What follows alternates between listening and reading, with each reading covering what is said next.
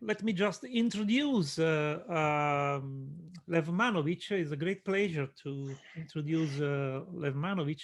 Lev is presently a presidential professor at the Graduate Center of the City University of New York. And moreover, he is the founder and director of the Culture Analytics Lab. Previously, he teaches the visual arts department at University of California in San Diego, and he was and well, he presently he is professor, visiting professor in many universities all around the world.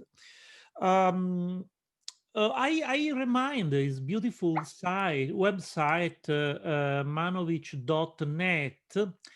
And I also recommend to read the chapter uh, devoted to him in the last book by Mackenzie Work, Sensoria, Thinkers for the 21st Century, which contains a very interesting chapter devoted to Lev's work.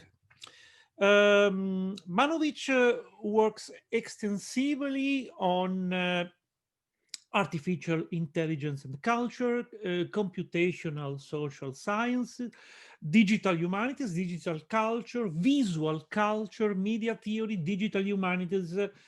Even though the tag digital humanities is a bit contested in his last book, I will touch it this point briefly. Social computing, new media, art and theory, software studies, and above all, cultural analytics. It is the analysis of contemporary global culture using data science methods. But he also practically worked in the field of media art, for instance, with a beautiful soft cinema project. His groundbreaking book, The Language of New Media, originally published in 2002, was translated into 14 languages, and in Italy it has been published by Edizioni Olivares, and Federica Olivares also published his book Software Culture. And I also remind Software Takes Command, a very important book published in 2013 by Bloomsbury.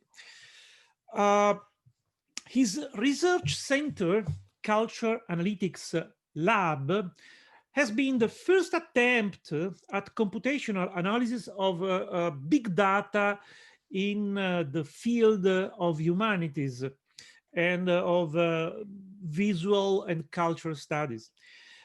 His lab was commissioned to create visualization of cultural database for Google, New York Public Library, MoMA, and directly from this experience derived his latest book, Culture Analytics, just published by MIT Press.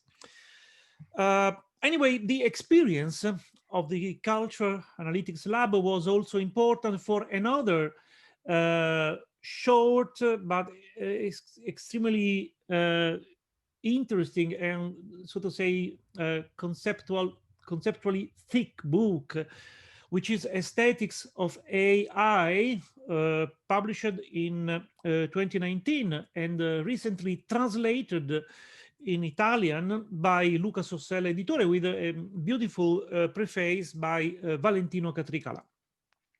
And I recommend reading Estetica dell'intelligenza artificiale, since it focuses both issues related to the relationships between AI and visual arts, as well as the use of AI in everyday practices, everyday visual practices, such as photograph and photo editing. So it is a great pleasure for me to to give the floor and to have the chance to hear Lev Manovich's speech. After his speech, we will be able to discuss his ideas, and you can ask your question in the Facebook chat, and I will report them for a wide discussion. So, Lev, thank you for joining this fair, and the floor is yours. Thank you so much for this very generous introduction. And I wish I was with everybody in person, but of course, everybody is also at home or in different places.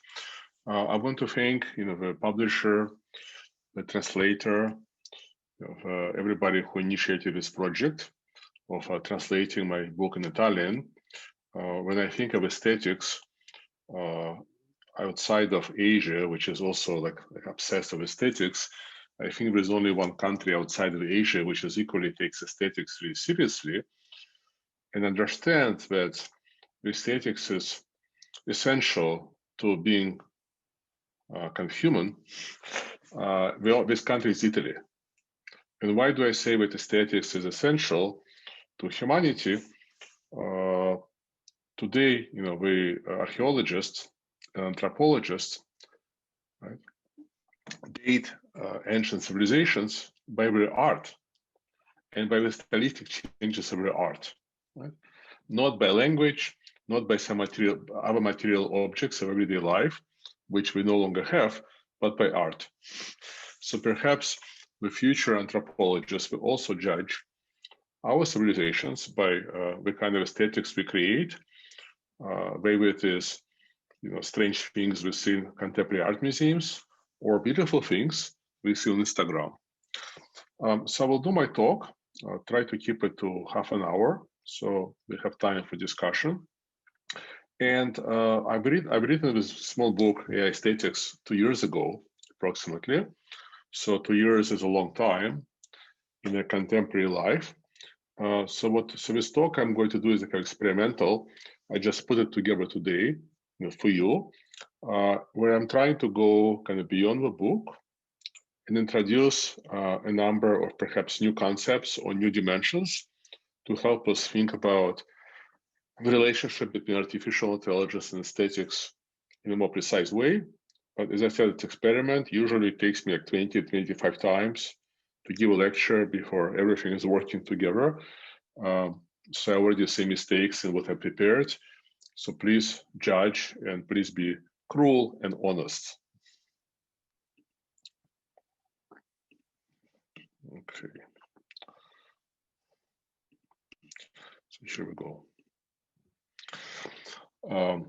Oops, actually. So the talk is called AI and Aesthetics, 5 questions.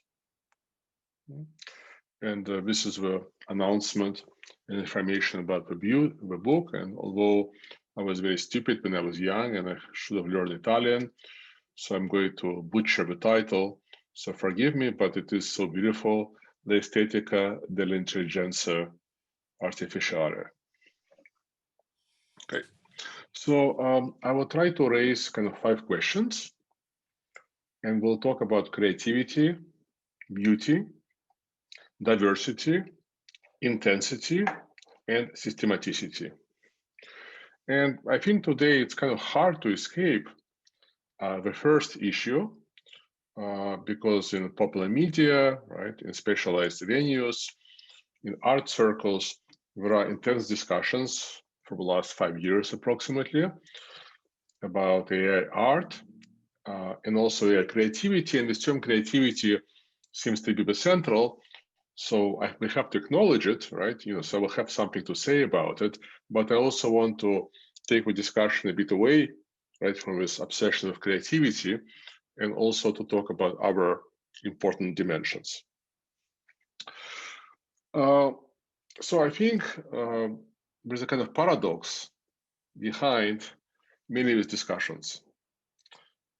And before I announce the paradox, I also want to say that there's a whole academic field of creativity studies. It's existed for decades. It's a very useful field.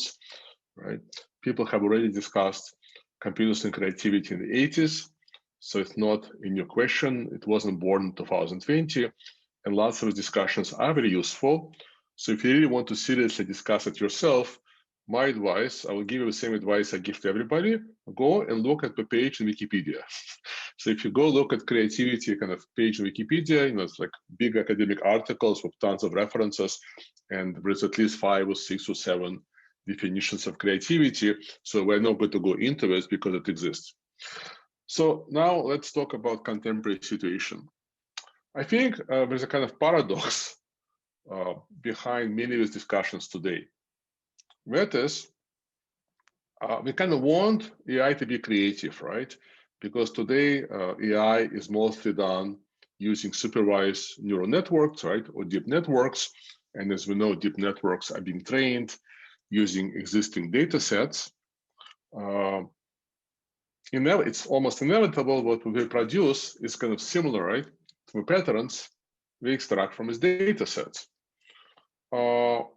So when we start making so-called art, right, or images recognized by our culture as art, the first attempts we have, if we use this technology, is that we look like, the data which we use to train them. And then what happens? So when we use deep networks to create something that is almost unrecognizable from existing art, on the one hand, right, we praise AI that it's able to simulate that existing art. So perhaps AI has reached the level of intelligence of a forger, right, art forger, because art forgery is also long tradition art. And definitely we can say that in this case, computers have achieved quite a bit of intelligence, but when we complain that AI is not being creative, fair to say. But now think about the history of 20th century art, right, and modern art. The way art has been progressing is periodically taking something which was completely outside, right, of the realm of art, and then bringing it into a museum and say, look, this is also art, right? So I'll show you an example in a second. So I think that it's possible, of course, to use deep networks or any other algorithmic technology to create something truly original, but probably in this case, we will not recognize it as art. Or we'll simply think these images are boring, insignificant, we simply will not understand them, right?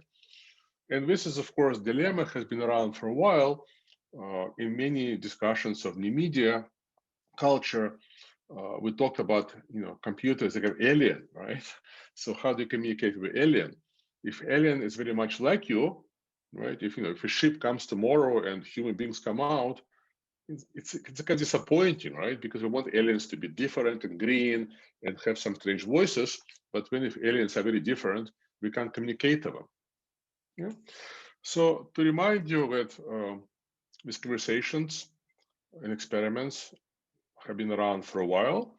So this is an example of a work of Harold Cohen. Harold Cohen, C-O-H-E-N, was a British artist. He had quite a successful career in London. And then in the late 60s, he came to California and became a professor in the newly formed Department of Visual Arts at University of California, San Diego. And then around 1971, he was invited to the also recently formed AI lab at Stanford, where the computer scientists kind of together with him kind of wrote a program with him in Lisp. And he right away had a very original idea, right, kind of different from what people do today, because he was a practicing artist with a big career, with recognized style. He didn't simply wanted to simulate, fake Manet, fake Rubens or fake Jackson Pollock. He wanted computer to simulate his art and then slowly kind of teach with AI, right, what he knows and try to understand from his exercise what it is he knows, what is his art, what is his creativity, what kind of systems he has when he makes art are. And I think it's one of the most remarkable projects, I think, in the history of art and technology, because he's been working with the same software since 1971 until he passed away a few years ago, for like literally around 50 years. And I think with dedication and commitment to a single project and trying to go deeper and deeper, we don't find it as often today with contemporary art. And honestly, I do think that the AI he created, so this is drawing created by the software. After about 6 years, I think inside 1977, and later he also trained the software to apply color. I think it's beautiful, and I think it's creative. And if you look at his original art, it is different. Okay? Now, what happened more recently, right? After around 2013, when people switched to using supervised machine learning and using deep network, right? In 2015, as some of you know, the first paper has been published about so-called style transfer, which is kind of taking the style from paintings in a particular style and transferring it to another image, such as a photograph. So you can take a photograph and can make it in the style of Monet or something else, right? And when people, there is lots of progress in that field. So this is maybe most advanced work done recently, 2017. This is so-called cycle GANs, right? So that's the original paper, and I will show you bigger examples in a second. So what you have are this kind of pairs, right? Where in the upper left corner, you have a painting of Monet, and when you kind of take a photograph and you kind of translate this photograph in Monet style. I mean, you also have other styles at the bottom. You have Cézanne, you have Van Gogh, you have the Japanese painting, right? So these are the best results. I mean, notice when we do this research, right? The computer can generate endless amount of images. Some are very bad, right? So usually when people publish papers, we select best ones. So this is what you have, right? So this is 2017, 2018. So you have real Monet in the left column, and you have a kind of generated, right, fake Monet in the right column. And right? I mean, what experiments have shown is that for people who don't have professional familiarity with history of art, they very easily fooled. If you are a trained visual artist or art historian who really understands, how modern art works, it takes a bit of effort, but it is possible to recognize that these generated images, are different in some subtle but important ways from the real. But that's exactly, that's kind of example of what I'm talking about, right? So on the one hand, I'm really excited that computer can somehow extract the kind of patterns of Monet or patterns of Cézanne or patterns of Impressionism or patterns of somebody else and produce these fake images. On the other hand, we can complain that it's not being creative. Okay.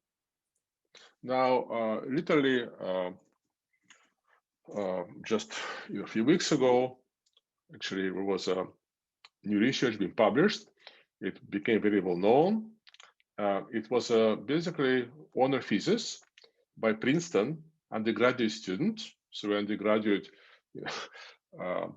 Chinese student, female, and she kind of proposed a new method, which she claims allows, superior to previous methods because it allows for, let's say, more creative, but also more realistic, more faithful results. So here are the examples. Maybe what I'll do is I'll switch for a second from preview to the actually, I just found the paper, so this is easier to see, right? So this is the first column is the original paintings, right? Traditional Chinese paintings. And then this is previous simulations using previous methods, right? Previous GAN methods. And this is kind of her simulations. And, unless you kind of, learn neural networks and run the code yourself, it's very hard to understand exactly what's going on. But I personally, I'm not an expert in traditional Chinese art. I love its images. And for me, they actually look both, again, surprisingly authentic, but also significantly different, right? Significantly different, from originals. But again, I've never studied systematically with art.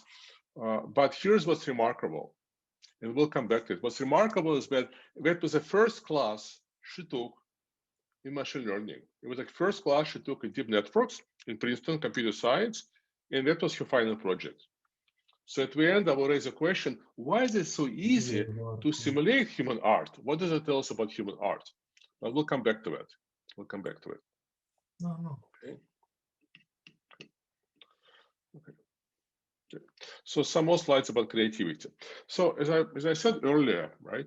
Of course, what we kind of ideally want is the computer to generate something really different.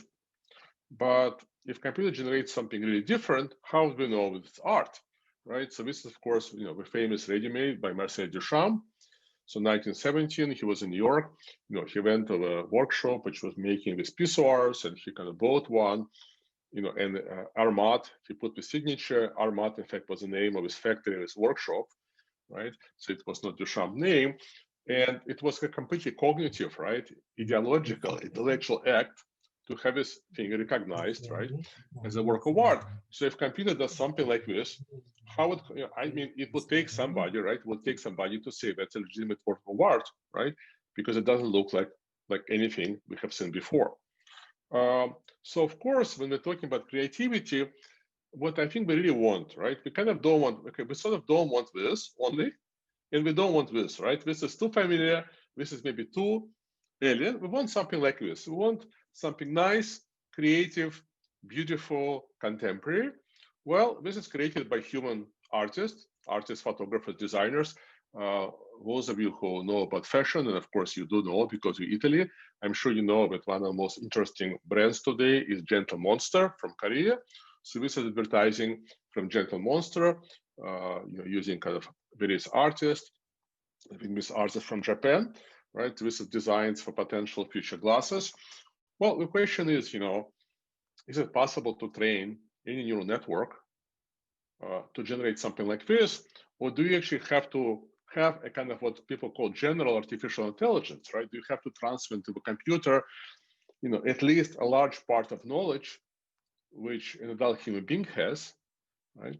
And have something like, we can say, general aesthetic or general cultural intelligence. Can we have it, where what's important, of course, about these elements is not just their colors, it's not about brush strokes, right? It's about cultural associations. And I think to kind of fully understand this, you must have seen Blade Runner and Metropolis. So you really have to have a big database of connections in your head. And this is, of course, very different from giving a computer database of images. So this, I just found it with illustrations today, so I'll show you a couple of more because I think they're very beautiful, right? And if you notice, it's very easy to make something like this, which won't work. So it's quite subtle. And the precision of its connotations, right, the precision of its associations really has to do with the whole depth of human culture, right? Everything we know about faces, fashion, glassware, aesthetics, it's all here on something like this, right? Like this is strangely beautiful, right? It's not beautiful perhaps in the traditional kind of like common sense place.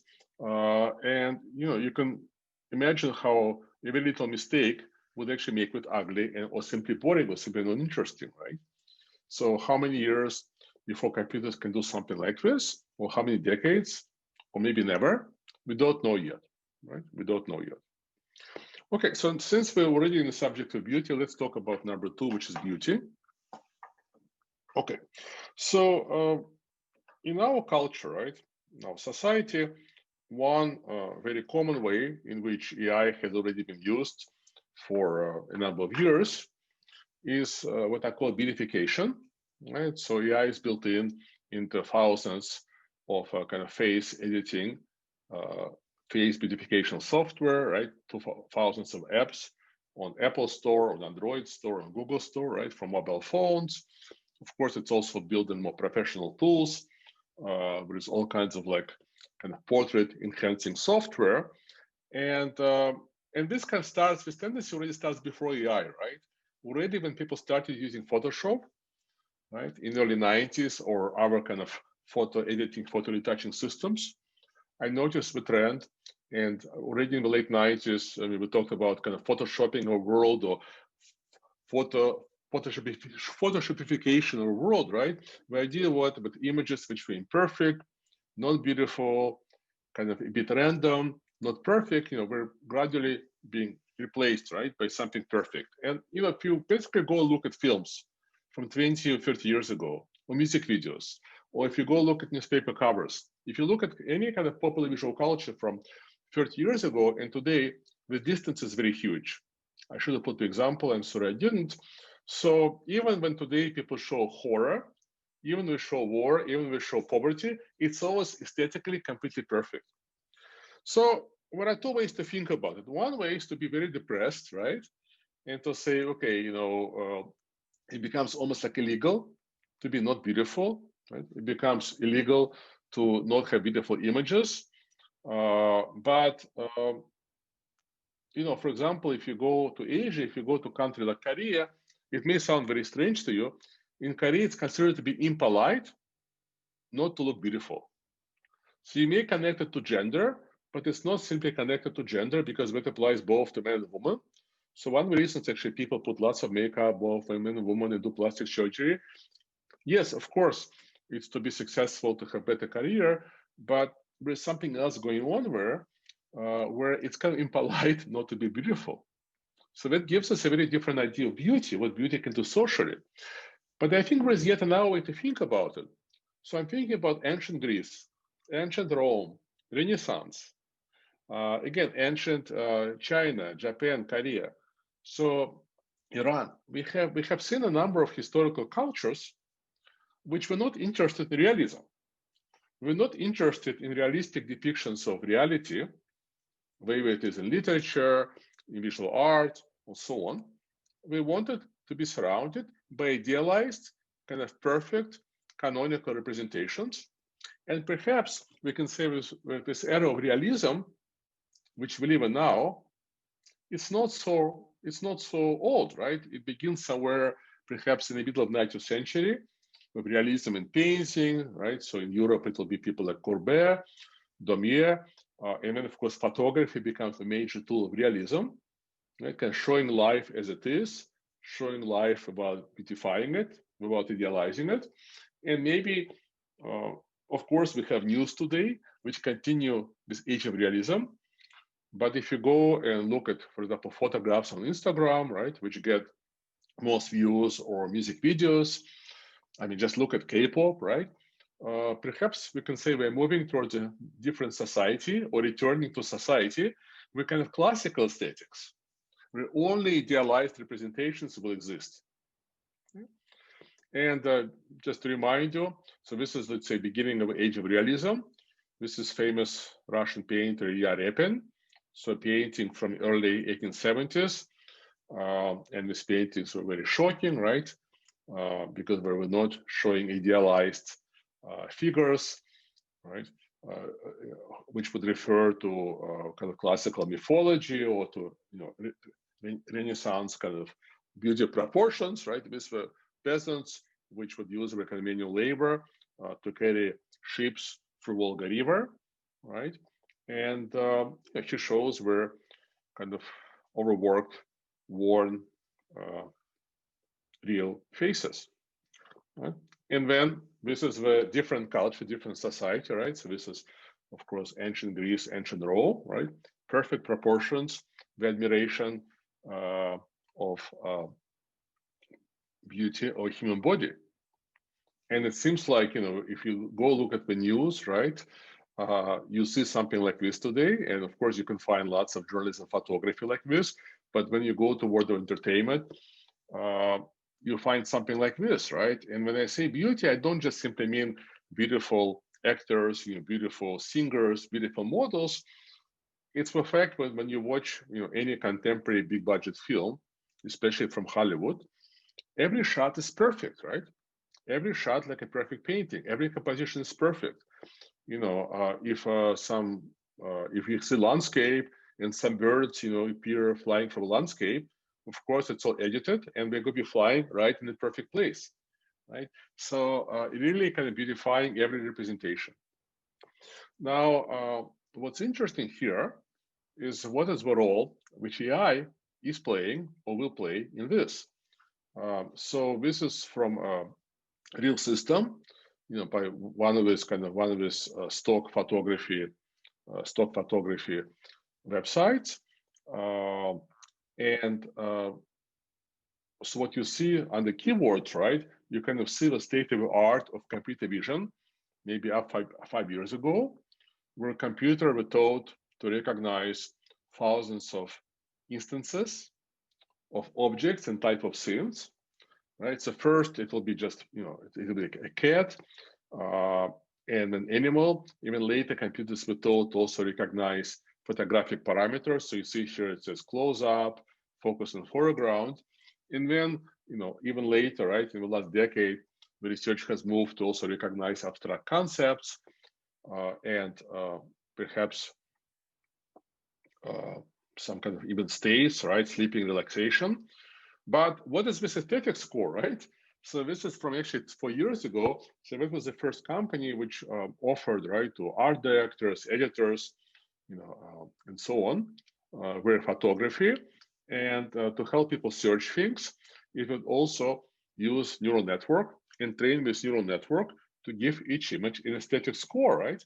So here we have computer in this new role of arbitrary of taste, arbitrary aesthetics.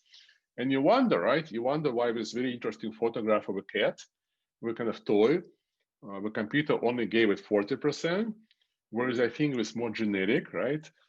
More cliche image of a young kind of 10 man with some surfboard, right? And sunglasses got 85. I mean, I have some idea why, right? Because it's possible that if we gave a computer, right, lots of photographs kind of taken by professional photographers, the computer probably picked up certain patterns, right, such as rule of thirds, right? You're supposed to divide composition, right, into a grid, right?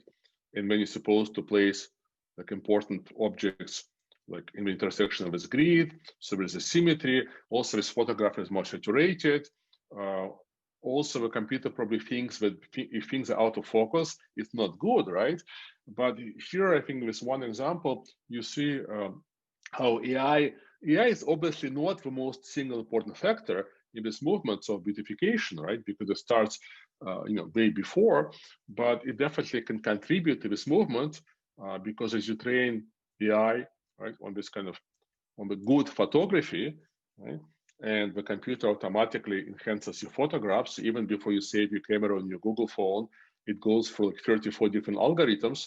So already photograph which you save on your phone, it's already not a raw photograph, it's already a beautified photograph. We enhance contrast, we enhance saturation, and then of course services like Google Photo already for a few years have been automatically offering you, right, to enhance your photo. You have this auto enhance in all the different image software, and it's it's something to think about. Now, diversity. So if we're talking about right this trends towards beauty, related question which we can ask: what about diversity, right? So not only perhaps it's worrying if everything gets beautified, but what's maybe even more worrying is it all getting beautified towards the same single global ideal. So the two trends, right, are quite related. So I'm not quite sure like I should actually separate them, but here are some examples. Again, I'm really obsessed with photography because I think contemporary photography is a very futile space to think about aesthetics and AI. Because a photographer may be spending 6 hours to edit one picture. A photographer may be spending a whole day to take one picture. So the degree of precision you have in photography, you don't refine this, I think, in lots of contemporary art, which has become more conceptual, right? So that's why I think photography is a great place to watch this development and to think about it. So this is, the software, which I'm sure everybody in the room is also waiting to come out on December 15th, Luminar AI, right? Which now competes in Photoshop. So we both compete in terms of integrating AI functions in the software. And this is how we advertise the software. Reveal the hidden beauty of your photos, the content-aware AI structure, detects areas that could look nicer, enhances them without damaging faces and skin, right? So nicer means everything becomes a bit more saturated, everything becomes a bit more contrasty, everything becomes more defined. So as more and more of these images surround us, right? We ourselves become like AI software, right? We ourselves automatically enhance images in this way. There's also big data research which shows with images which are a bit more saturated, a bit more contrasty, with sharper edges, do get more likes on Instagram. And what happens if I want to make, out of focus image, right? What happens if I want to make a blurred image, right? So that's a question. So this is another example, right, from the same Luminar AI. Get perfect portraits incredibly fast with AI skin enhancer and portrait enhancer. Fine, right? It's beautiful. But maybe I want to have 100 different kinds of aesthetics. I don't just only want to have a perfect portrait, right?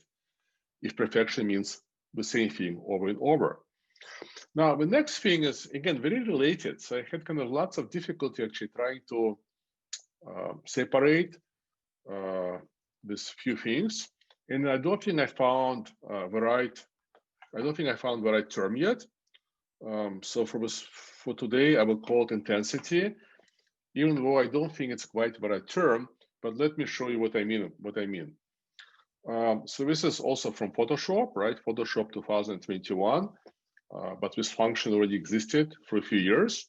So basically, Photoshop can do a very good job automatically finding the sky in your photo, and then you can select from a number of skies we have in a library, or you can use your own. It then automatically replaces the sky, right? So this kind of more flat sky on the left, on the left for you, I hope, was replaced with sky on the right, very dramatic. But it doesn't simply paste the sky mechanically. It also kind of somehow analyzes, I think, your photograph for 3D depth. So it kind of puts like reflections of the sky on the objects. It may, like in this case, it may kind of warm up, the colors, may introduce the kind of colors of the sky, and actually looks incredibly realistic. So that's what I mean by intensity, right? It's like I kind of call it intensity because I don't know, I don't have a more fancy term, right? But you can see if I would visually try to describe it, it's really intense, right? So we have this image which is nice, but it kind of it's missing what photographers would call a spark. And when you put the sky, it's suddenly, it's sparkling like a bottle of champagne being opened up. But now in professional photography, right, I find online many debates. People say, is it ethical to do these replacements? Right? What happens to the idea of diversity, the idea of beauty, if every photograph people are going to replace with sky? And this is kind of interesting because almost 30 years ago, in the beginning of 90s, when people just started to use Photoshop and Photoshop-like software in the newsrooms, there was lots of debate in the 90s, which nobody remembers today. Is it ethical, right, to change photographs? Is it ethical to retouch somebody? So the idea was, does the photograph represent the truth, right? So it was all about the relationship between photograph, like a sign, and what it represents, the object. And then kind of we got used to it, so now people don't talk about it. But now it seems like we're going to have another discussion, which is the ethics of kind of this beautification and what I would call intensification, right? Intensification of your image. So this is another example, again, from Photoshop 2021. And this absolutely perfect sky, right? It's not synthetic, so it came from a real photograph of the sky. But if you go outside, you walk around Rome, Milan, or any city, you don't get the sky every day, right? You're lucky if you see it maybe a few times a day, maybe you never see it because of pollution, and right, Photoshop AI automatically replaces whatever sky existed to that sky, and you see how you can get like the same colors in the water, and it looks incredibly realistic, and now again every image becomes more intense. Okay, so finally the last thing, which to me actually is most interesting, what I call systematicity. So to me, as a kind of historian of media, historian of art, whatever you want to call me, of course, I'm interested where AI can be used to understand more about human art, historical media, evolution of culture, right? So I'm not so interested in the idea of generating new art or generating something original. There are enough humans who can do that. But if we give a neural net a big data set of images or three-dimensional models of some buildings, right, of our kind of data about some cultural artifacts which come from one artist, or they come from one movement, or they come from one historical period, I don't know, let's say early Renaissance in Italy, for example, or Northern Renaissance, or some kind of mid-20th century realistic painting, whatever you want, right? And it can generate a kind of believable images in that style. Obviously, AI is learning quite a lot about what happens inside these images. So can we kind of get this knowledge out? If we can, we should have some very interesting insights and understand much better what in fact art is, art was, and that will be very useful for philosophy of art, history of art, history of culture, history of music, and so on. And here again, I want to give you a kind of paradoxical, perhaps ironic, right? Ironic question. So the examples which I used in the beginning of this kind of fake Monet, fake Cézanne, and so on, as computer scientists keep improving with results, both them and people who write about them, bloggers, people in the media, we say, well, it's good, it's remarkable, but it's not quite good, right? It's not quite good. It's not quite good yet. But maybe we were asking the wrong question, right? So maybe the question to ask, not why these things are not perfect, but maybe a question to ask, why, in fact, it's so easy to make such good things, right? So this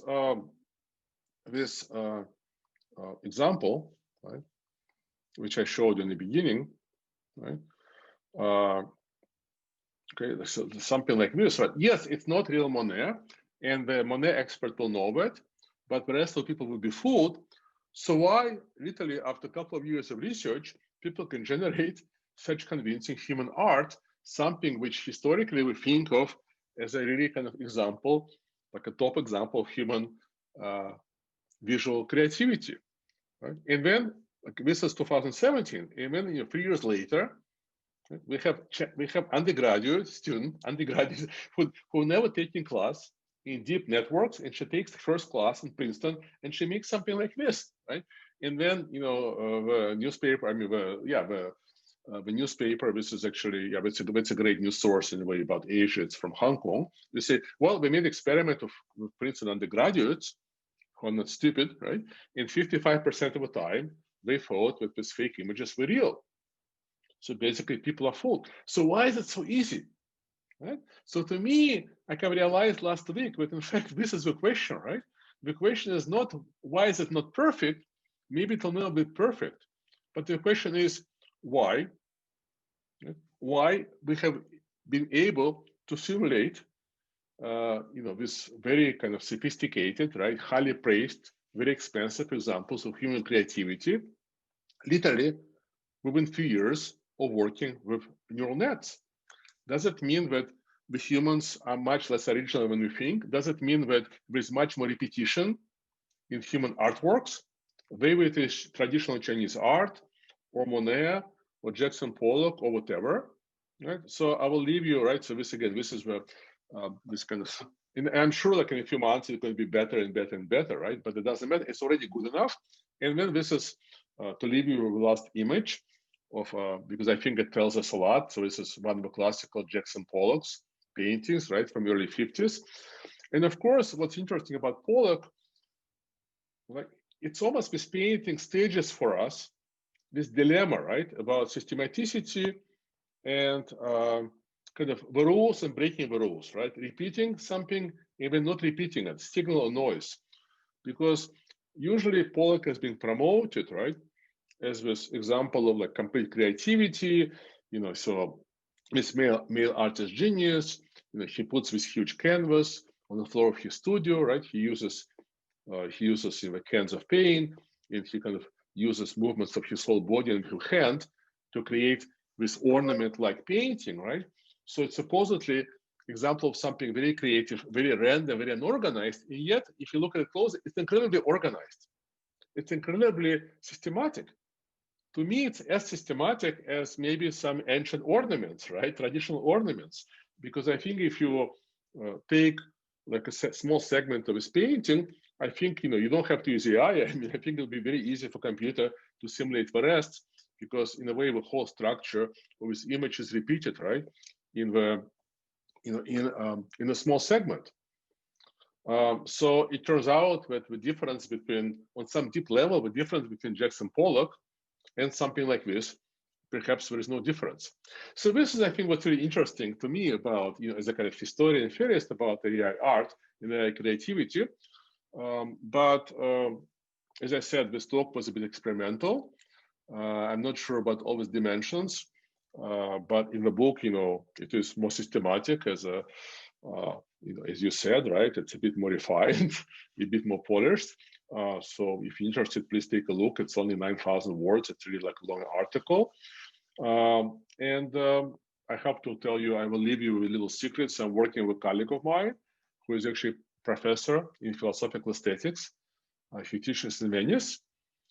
And we've been communicating very intensely for the last year and a half. And we almost finished our new book, which is a joint book, which in fact talks about yet another book about aesthetics, but it talks about some of these things, but going much, much deeper. So I'm definitely not finished with the topic. And now I think I was able to be more or less on time. Yes, very good. I'm learning at my age to be on time. I hope we'll have some time for discussions.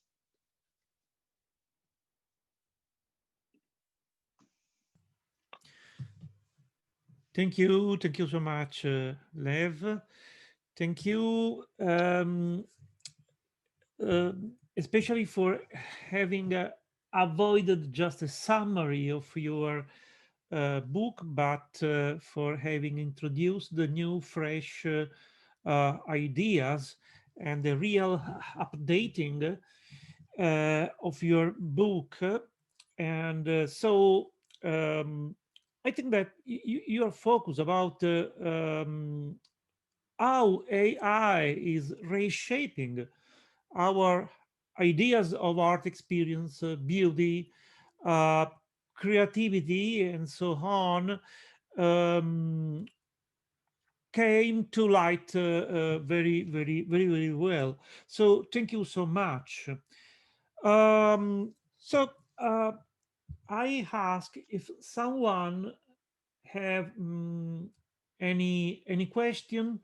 You can ask your question both uh, on Facebook and on the chat. Well, I can see two um, raised hands. So the first one is, I think, Francesco Antonelli.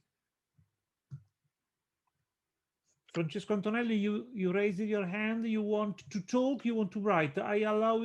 Can I allow you to talk? Okay. Francesco, you are online. Maybe she can't because she doesn't have control. No? Yes. Francesco, you are online. Okay. Francesco. Okay. Let's shift to Valentino Catricalà. Valentino. I'm sorry, but Alexa intended that I was speaking to her, and she said me that Valentino Catricalà has a rating of 6.3 points. Okay, anyway, I don't know why. Valentino, yes, yes, I can hear you. You are a bit far, but very well, very well. So first of all, thank you, Lev, thank you to Jared. It's been a very interesting speech, and I was wondering, but actually, it is something that I would have liked to ask even before when I was translating and the art, high aesthetics. I was wondering, because what do you think about, because you have shown us, the way in which these new devices and artificial intelligence, are changes the way our idea of aesthetic in general and cultural. But I was wondering, what do you think about, artists working with artificial intelligence? Because there are very interesting, in my opinion, artists working with artificial intelligence that, they could be a very interesting reflection on these topics. What do you think? Yes, you're absolutely right. There are, like always, there are lots of artists. Many people use this kind of techniques, which I talked about, not in a very creative way, but there are some people who use them more conceptually. So some people actually try to make interesting visual artworks. I think there are more people who try to make interesting and provocative, almost conceptual art, which is also asking, I think, some of the same questions I'm asking. And also, what we see here is that maybe it's different in Italy, but I think overall, the computer scientists, our society doesn't train computer scientists in culture so much, right? So I think when these techniques became available in 2015, with endless amount of computer scientists, but also just people who are interested in playing with programming, right? Who really like this idea of kind of making art images without having to draw or even without having to photograph. So I think it also speaks for this kind of desire to be creative or to create something, as lots of people feel, especially in technical fields. And that's why this became a huge field, right? Because there's no reason why computer scientists who are supposed to work on difficult questions on algorithms, or right, why we have to make these art images. So it's very strange. So we suddenly have like a new category of this kind of computer scientists who became this amateur artist, right? Like super artists. So I think it's also quite interesting. But of course, what we also should remember is that the beauty, right? I mean, in different historical periods, right, it was often the standard, the ideal, right, of art. Of course, not any kind of beauty, but the beauty according to certain proportions, right, certain ideas about composition and so on, right, the face features. And then, as I said, 19th century in Europe, in Western art, we have this kind of suddenly periods of realism. But at some point, right, some point in modern art history, in art world history, aesthetics and beauty are no longer, right, became no longer important, right? I can't quite pinpoint the moment when it happens. I'm not sure. That's an interesting question. And when in early 2000, people start talking about beauty again, it's almost like people are shocked, right? So what we have is that, it's an example, I think, of how modern art, because it became so specialized, it basically became, it's impossible to understand, right, for normal people, modern art, because it's not based on human desire, let's say, for beauty, for symmetry, and so on, right? It became a specialized field, like some, quantum physics, etc., etc. So what we have is that we have, right, we have a fashion and music videos and cinema and photography, commercial photography, which are continuing kind of human quest of beauty. And when we have artists who are even not interested in this, right, not interested in this, or criticizing it. And I think that, it's kind of unfortunate that we have such a separation, that in fact the creation of new ideas or ideals of beauty is, in a way, takes place in a kind of commercial sphere. But the last thing I want to say, so what, I think it's very important for us intellectuals, in quotes, right, not to be negative. Because I think in general, the intellectual class is really failing human society, right? Because anything you show to intellectuals, anything, Facebook, it may just negative, right? We only see negative things. And that's why people don't invite them to table discussions, right, at UNESCO and so on, because we don't have anything constructive to say. So anyway, this is of course a big point I'm making, but in terms of my own talk, so I was trying to think about how can I think about these developments, not simply in a negative way, right, but to try to think about more historically and try to historicize it. And when I got this idea, actually today as I was preparing, But in fact, if we believe that we live in this era of realism still, when this kind of trends towards this perfect algorithmic beautification can be seen as dangerous, but maybe we're simply going to go and kind of move back towards a new culture where the aesthetic perfection becomes much more important, and realism will be only reserved for very particular parts of culture, right? So that's also possible to see, right? So it's very, very easy for us to see these developments negatively, but I think it's our job as intellectuals to try to think about them more dialectically. And I don't think I did maybe a very, very good job, but at least I get credit for trying to do it. So we should all try to do it. And also not immediately say, what about artists? I respect your question, but what about advertising directors? What about commercial photographers? What, we're less talented than artists? We're better trained, we're usually more talented. Why have to always have to look up, why have to talk about artists? Why we have to believe in this romantic idea, which is only 200 years old, but artists have something special to say. Sometimes we do, sometimes we don't, So, I respect your question, but I don't talk about artists on purpose because I don't want to kind of propagate this romantic idea that artists are special. Thank you. Any other question? I have a very quick question. What do you think about the application of artificial intelligence to data visualization, also referring to your work within the lab and your last book? Yeah.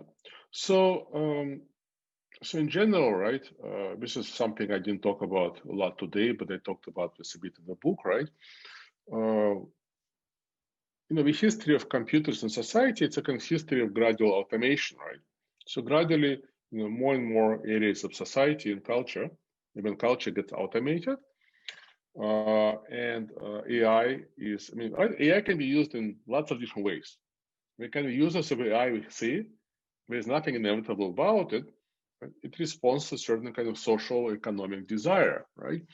So I think in the case of photography, for example, this kind of automation already starts in the 80s. Already around 1981, I think Canon put first camera, which had like autofocus, even auto exposure, right? You had this consumer cameras already in the 60s. So it's a development which is going on for decades, right? Now, we simply see new steps. So it's not, right? So with photos, before we're saved, we made better and better. Now we don't see that kind of high level automation yet in cinema.